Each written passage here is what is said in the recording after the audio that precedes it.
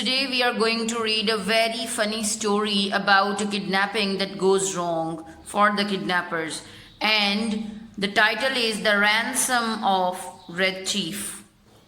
So the little boy in this story is a challenge for the kidnappers, and you can find him behaving terribly. The author has written this story in the voice of a kidnapper who is not a well-educated man. As you will see his way of speaking, you can spot that he does not use standard English. For example, he says Bill and me. Instead, he must say Bill and I. So you will read many interesting and funny things in this story with me. So let's start our reading and let's start our story. So we were down south in Alabama, Bill Driscoll and myself, when these kidnapping ideas struck us. Bill and me had about $600 and we needed just $2,000 more to buy some land in Western. So this is a story about a kidnapping in which the kidnappers get more than they bargained for. So we were down south in Alabama, Bill Driscoll and myself, when this kidnapping idea struck us. Bill and me had about $600 and we needed just $2,000 more to buy some land in western Illinois. We figured that family love is strongest in semi-rural communities and decided to do our kidnapping in Summit, a small town. We selected for our victim the only child of a prominent citizen named Ebenezer Dorset. Mr. Dorset was known for his wealth, which he made from lending mortgages and making foreclosures. The kid was a boy of 10 with freckles and bright red hair. Bill and me figured that Ebenezer would agree to pay a ransom for $2,000. But wait till I tell you what happened. So students, you will notice in this paragraph that the kidnapper, one of the kidnappers who is telling the story, does not use standard English. As you can see in the third line, at the end of this, at the starting of the sentence, he says, Bill and me figured. He must say, instead he must say, Bill and I. So, moving towards the next lines.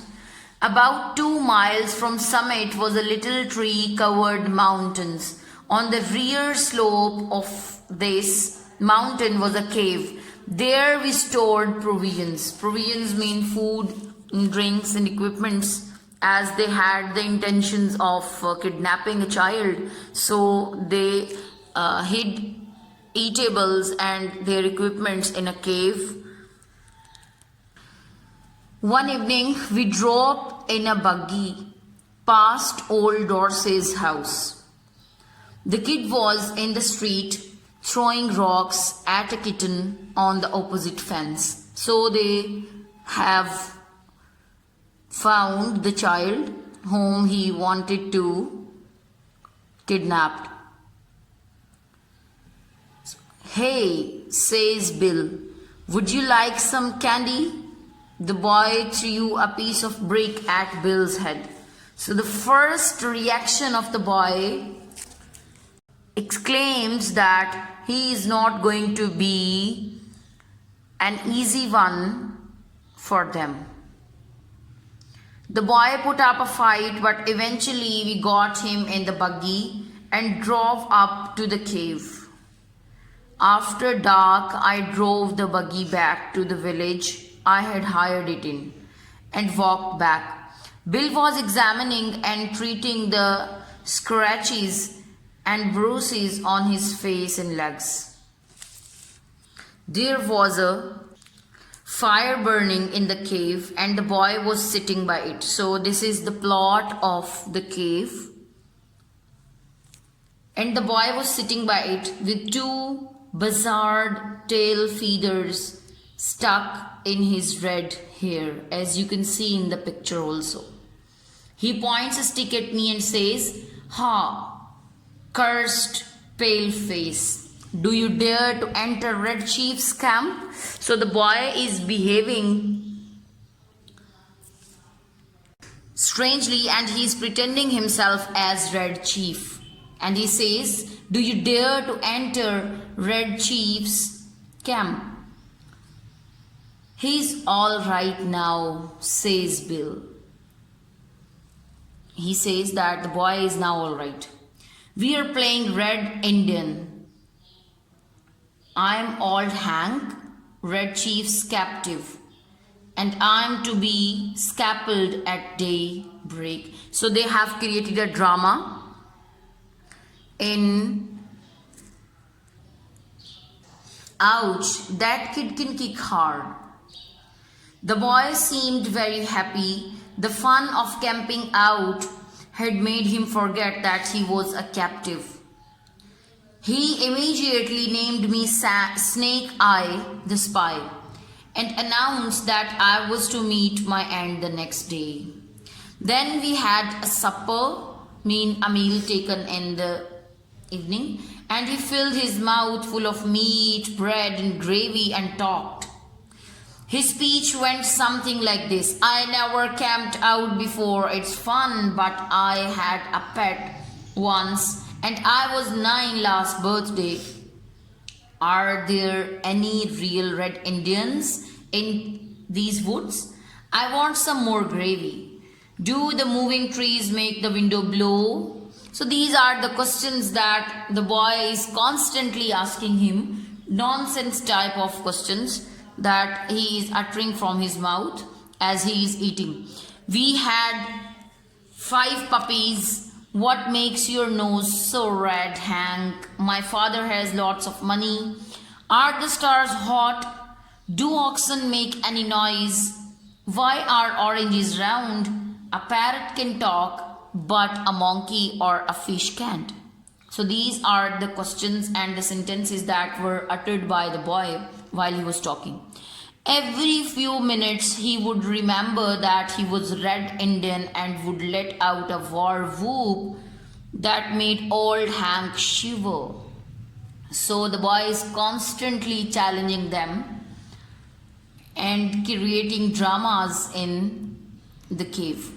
That boy had Bill terrorized from the start. The boy was constantly terrorizing Bill from the very beginning of the story. I says, "Kid," okay, you can note that the speaker is not using standard English like he say, "I says." Instead, he must say, "I say," not says. "Kid, would you like to go home?" "Oh, what for?" says he. "I don't have any fun at home. I hate school. I like camping. You won't take me home, Snake Eye, will you?" "Not right away," says I. "Yay," says he. "I never had such fun in all my life." At about 11 o'clock, we spread down some wide blankets and went to bed.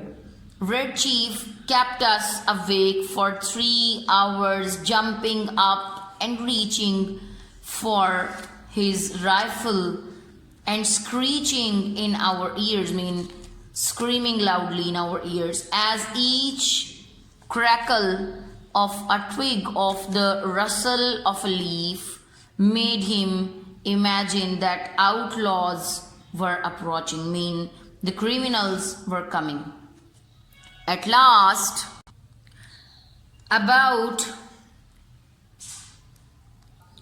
I fell into a troubled sleep and dreamed that I had been